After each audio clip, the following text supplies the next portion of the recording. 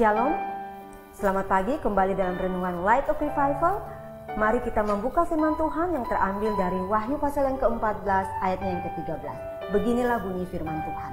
Dan aku mendengar suara dari surga berkata, tuliskan, berbahagialah orang-orang yang mati di dalam Tuhan sejak sekarang ini. Sungguh kata Roh, supaya mereka boleh beristirahat dari jerih lelah mereka, karena segala perbuatan mereka menyertai mereka. Mati di dalam Tuhan. Kekasih Tuhan, berbicara tentang kematian biasanya hanya terjadi saat peristiwa duka itu ada. Di rumah duka, di saat ibadah penghiburan, ataupun ibadah pemakaman sementara berlangsung. Padahal menurut saya, seharusnya berbicara tentang kematian dibicarakan saat masih ada kehidupan, supaya bisa dipersiapkan dengan baik. Dari firman Tuhan yang kita baca ini, ada beberapa kebenaran tentang orang yang mati di dalam Tuhan. Yang pertama, hanya orang yang mati di dalam Tuhan yang berbahagia. Kebahagiaan ini dialami oleh mereka yang mati di dalam Tuhan, karena saat itu juga mereka menikmati kekekalan di dalam surga. Wahyu pasal 21 menjelaskan secara rinci surga yang disediakan Allah bagi orang-orang yang percaya kepada Yesus. Dan di surga inilah kita yang percaya kepadanya akan menjalani kekekalan. Implikasi logis dari ayat ini adalah mereka yang mati di luar Tuhan, yang mati sebelum menerima Yesus sebagai Tuhan dan Juru Selamat pribadinya, pasti tidak akan menikmati surga ini. Dan itu berarti tidak ada kebahagiaan bagi mereka. Yang kedua, hanya orang yang mati di dalam Tuhan yang dapat beristirahat dari jerih lelah mereka di dunia. Salah satu hukuman yang diterima oleh Adam dan Hawa karena pelanggaran mereka adalah mereka harus berjerih lelah selama mereka ada di dunia. Dan jerih lelah ini pun dialami oleh semua orang, keturunan Adam dan Hawa.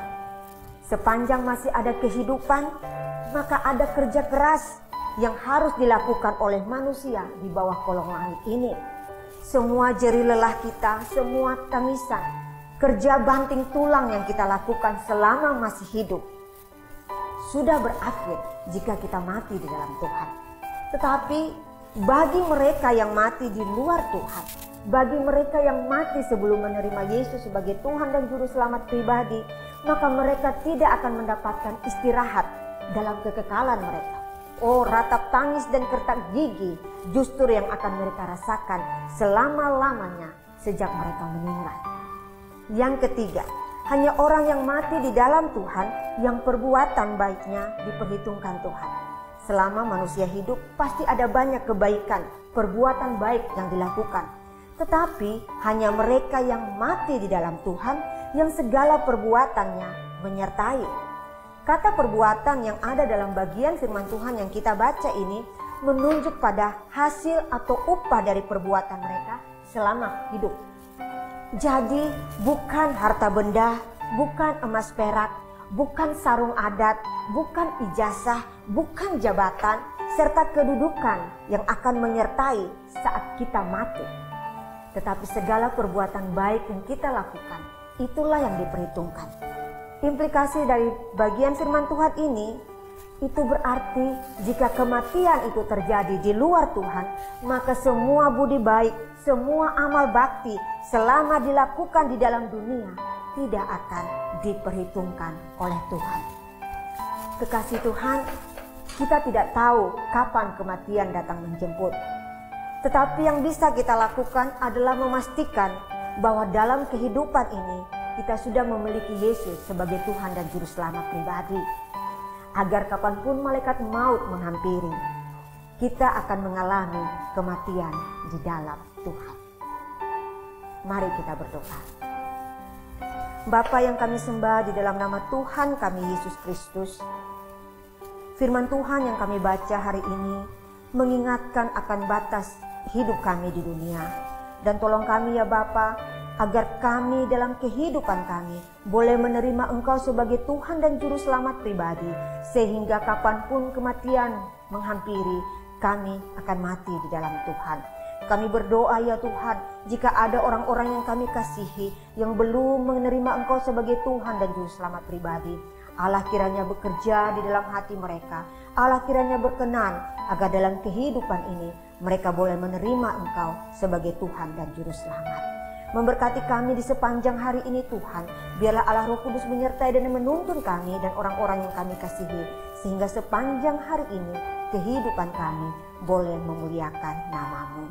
Di dalam nama-Mu Tuhan Yesus kami berdoa kepada Bapa di surga. Amin.